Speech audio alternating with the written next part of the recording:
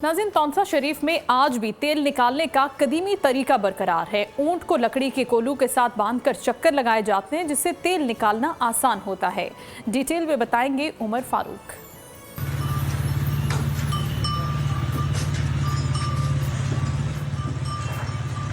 सरसों के बीजों से तेल निकालने का काम कहीं कहीं नजर आता है।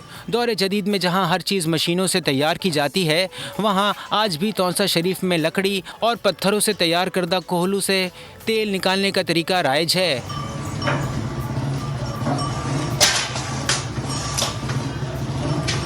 पत्थरों और लकड़ियों की 7 तहों से बनाए गए कोहलू के साथ मुंसलिक लकड़ियों में बैल को आंखों पर पट्टी बांधकर जोत दिया जाता है, जो मुसलसल कई घंटे चक्कर काटता है।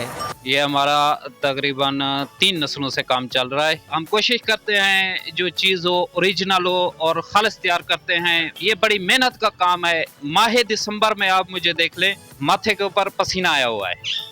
ये इतना जो है ना तकरीबन मेहनत का काम है। कोहलू का तेल फरोख्त करने वाला महबूब अहमद 3 नस्लों से ये काम कर रहा है, जो बिजली पेट्रोल के बगैर होता है।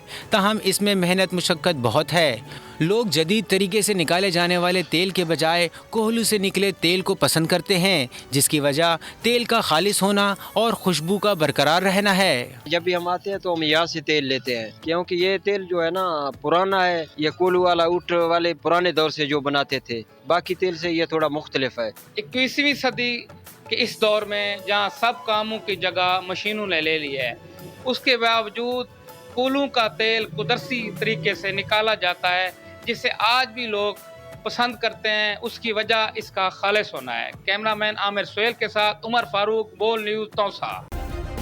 सब्सक्राइब करें और बेल दबाएं ताकि कोई खबर रह न जाए।